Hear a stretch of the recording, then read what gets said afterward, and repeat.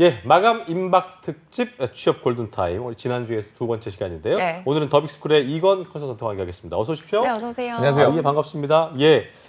네, 오늘 보니까 예. 코레일 채용에 대해서 알려주실 건데 채용이 시작이 됐다고요? 네, 맞습니다. 네. 오늘 이제 본격적으로 채용이 시작돼요. 2시에 시작이 될 2시 부터요? 예정이거든요. 네.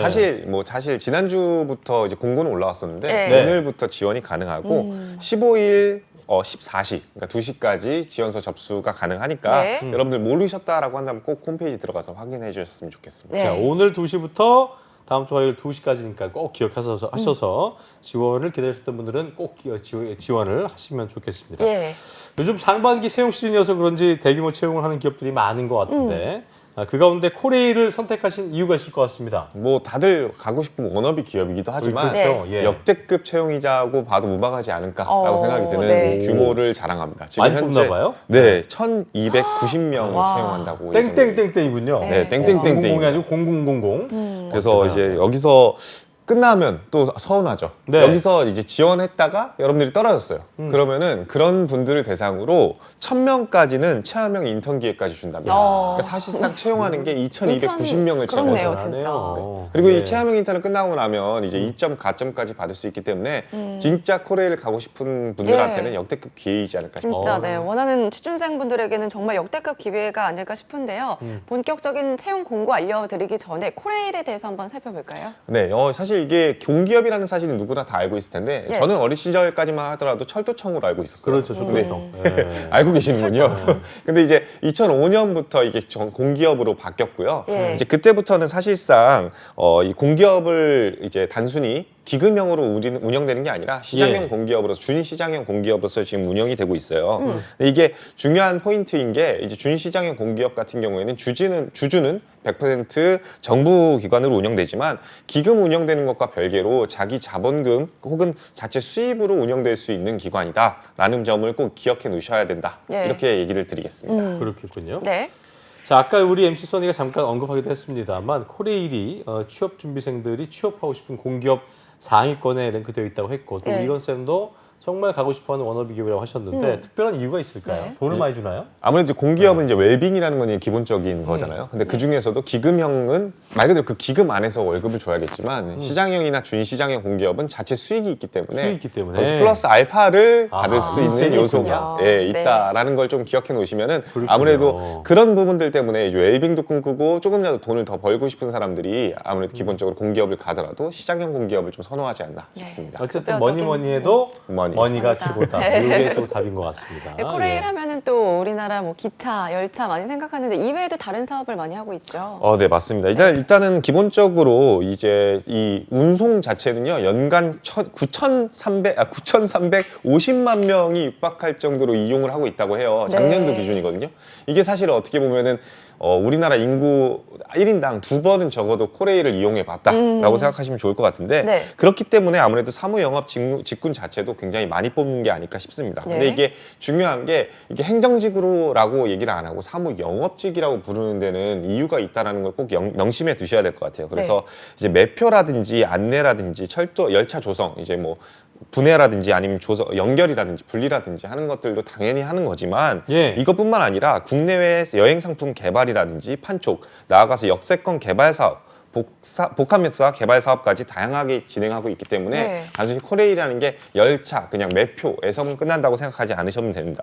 예. 않으시면 좋겠습니다. 네. 실제로 네. 지금 코레일 사업 영역 보면요, 지금 방금 말씀드렸던 여객 수송 외에도 크게 5가지 섹션이 나뉘는데요. 예. 첫 번째 섹션이 이제 광역 수송인데 이거는 광역 이제 수송. 여러분들이 이제 코레일 하면은 이제 KTX를 먼저 떠오르게 되는데 네. 그거 이외에도 수인선이나 분당선, 중앙선, 경인선, 서울 사시는 분이나 경기 사시는 분들이면 다 아시죠. 알죠. 이것도 사실은 네. 코레일에서 지금 현재 광역 도시철도로 운영하고 맞아요. 있거든요. 이런 부분들도 사실 운영을 하고 있고요. 두 번째는 이제 물류수송.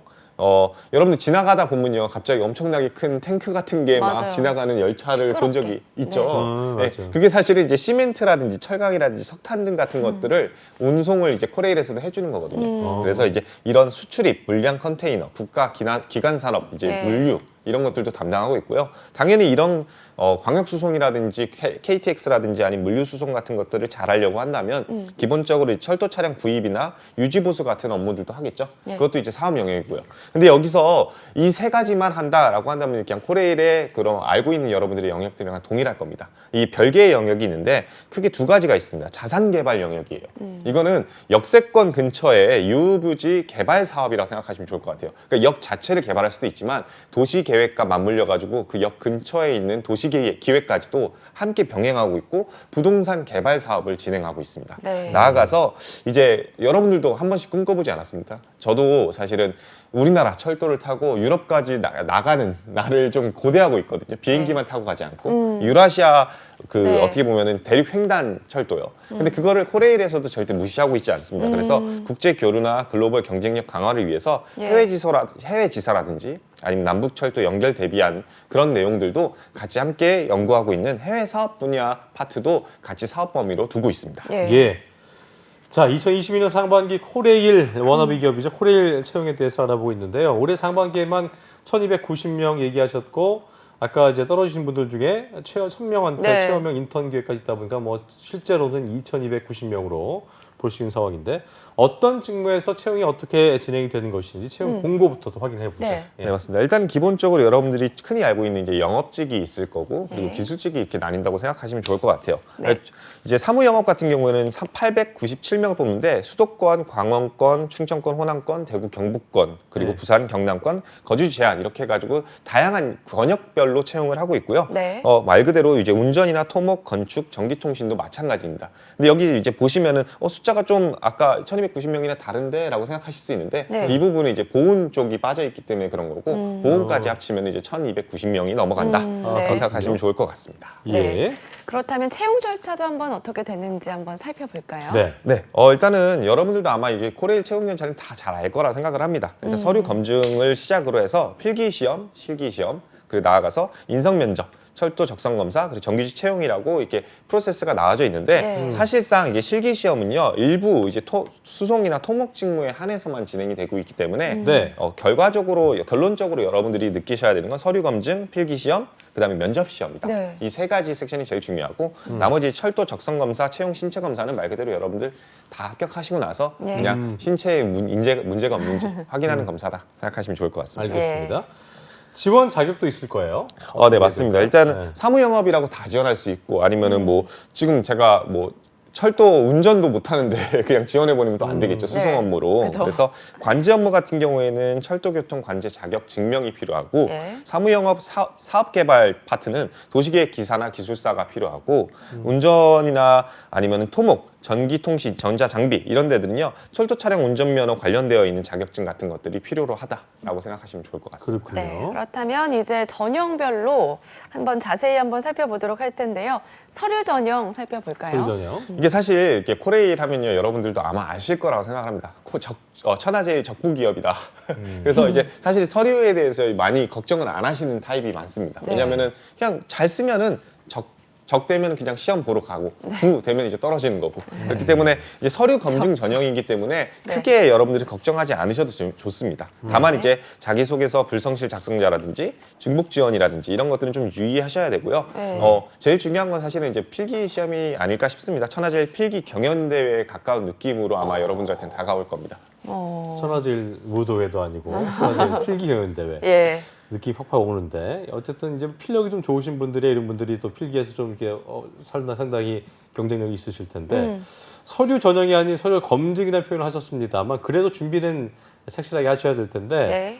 서류 전형의 꽃이죠. 자기소개서 아까도 뭐 일부에서도 저희가 뭐 자소서 얘기했었는데 자기소개서부터 확인을 좀 해보죠. 네, 맞습니다. 일단은 이제 서류 전형이 그렇게 어려움이 없다 할지라도 네. 기본적으로 이제 4개 항목이 지금 존재하고 있는 상황이고요. 네. 4개 항목은 이제 첫 번째 항목 같은 경우에는 지원 동기나 10년 후에 지금 계획, 그리고 항목 2번 같은 경우에는 인재상에 부합하는 면, 그리고 3번 항목은 지원 분야에서 타인과 차별화된 본인만의 경쟁력, 그리고 4번은 이제 직업윤리. 에 대한 질문이 나오고 있습니다. 네. 사실 3번, 4번은 어떻게 보면 여러분들이 그냥 공통적으로 좀 잘 쓰고 있을 거라 생각을 하는데 1, 2번이 아마 어려움이 되게 막막할 거라고 생각을 해요. 맞아요. 그래서 이제 이 두 개에 좀 대해서 고민을 많이 해봐야 되지 않을까 싶습니다. 네.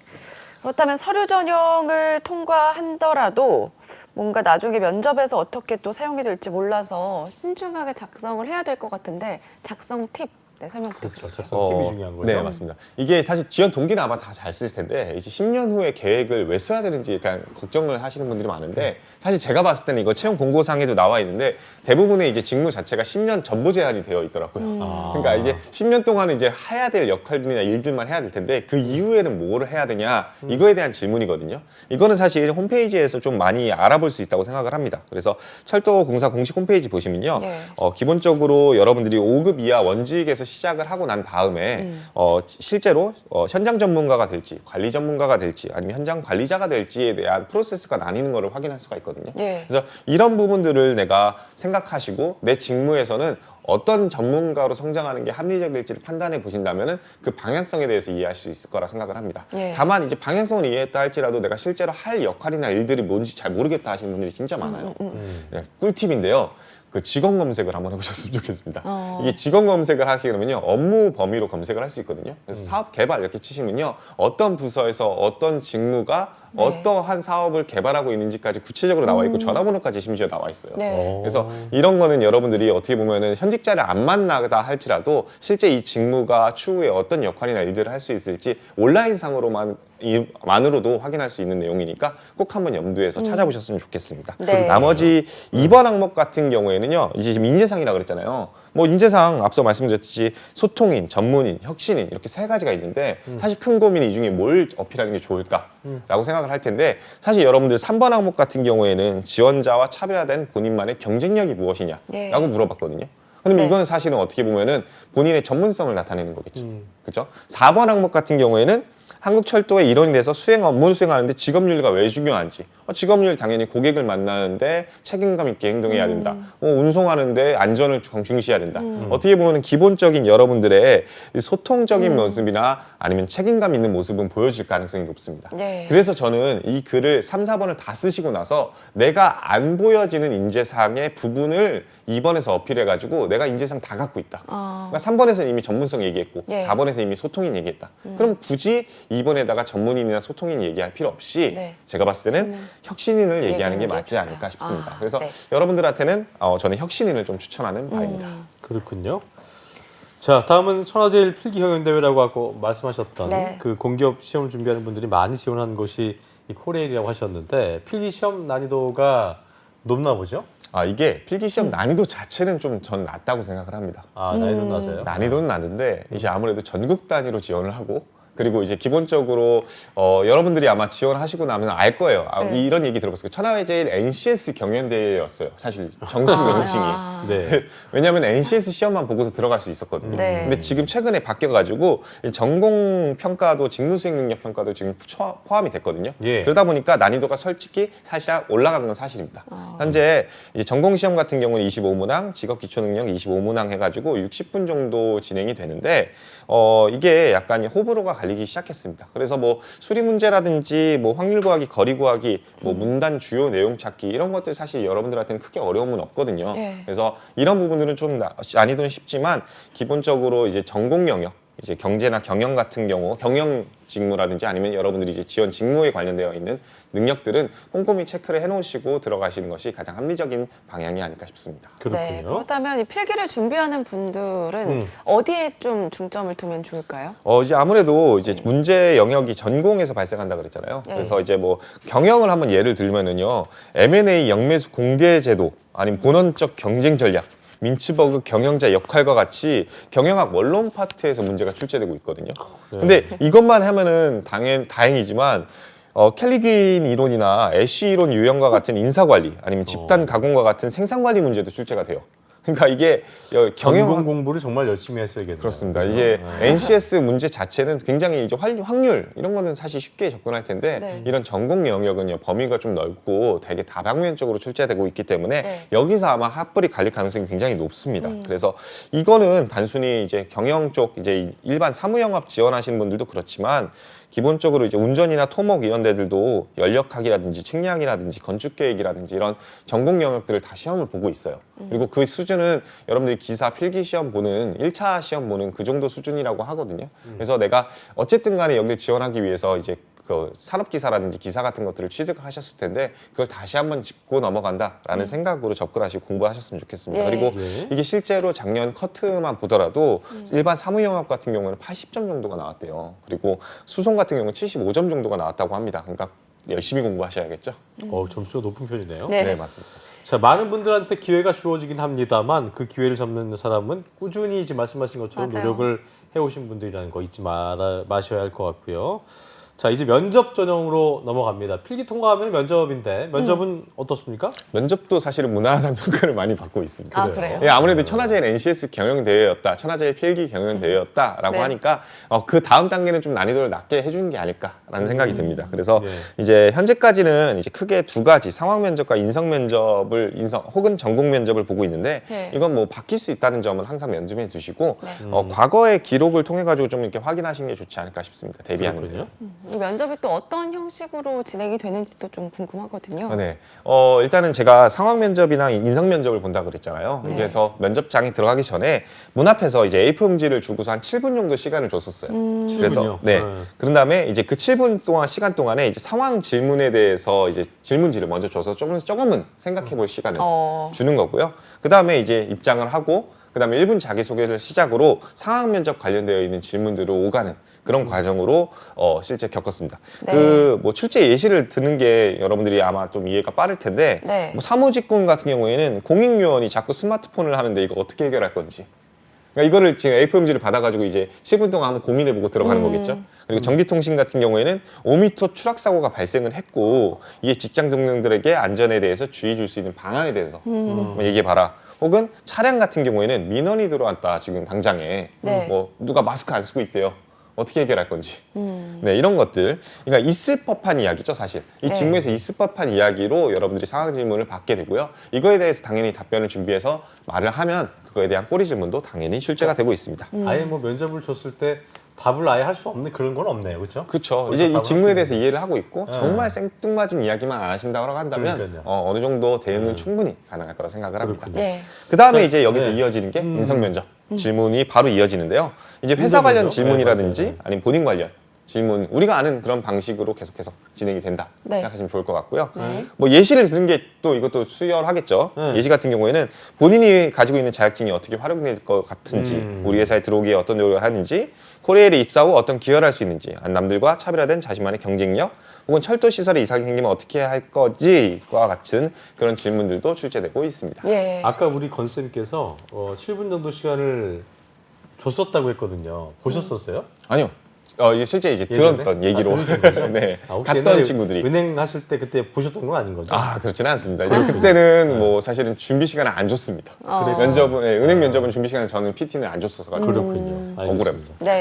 이게 건쌤 볼 때 여기서 가장 기억에 남는 면접 질문이 있을 것 같은데 어떤 사실 게 있을까요? 제 입장에서는 다른 질문들은 다 평이하다고 느껴졌는데 제일 특이했던 게 KTX랑 KTX 산천의 차이를 아냐? 라는 항상 질문이요. 이거 표 끊을 때 맞아요. 산초는 뭐가 더 약간 물고기 이름 같잖아요. 그래서 산천. 뭐지? 그러니까요. 저도 그 얘기 듣자마자 아마 뭐지? 만약에 제가 직접 들었으면 딱 어디 탈락했을 어촌 것 가는 같습니다. 거가 이랬었는데 그러니까 이게 여기 KTX 있어요? 같은 경우에는 이제 절반이 역방향이 있다고 해요. 근데 산천은 역방향이 없다고 합니다. 아. 그리고 산천이 좌석의 넓이도 더 넓대요. 그러니까 레그룸이 더 길다고 해요. 그리고 이 산천은요 가운데 컵홀더가 위치해 있고 이게 AKTX는 없습니다. 이거 들으면 산촌 아닌 거 안 타시겠는데. 그러니까요. 그래서 몰랐네, 이런 진짜. 디테일이 있는데 사실 이거는 고객 입장에서 디테일인 거고요. 엄밀히 따지면 기술적인 차이를 물어보는 질문이었다고 저는 생각을 합니다. 이게 산천 같은 경우에는 국내 기술로 만들어진 현대 로템에서 만들어진 이제 우리나라 진짜 고유의 기술이고요.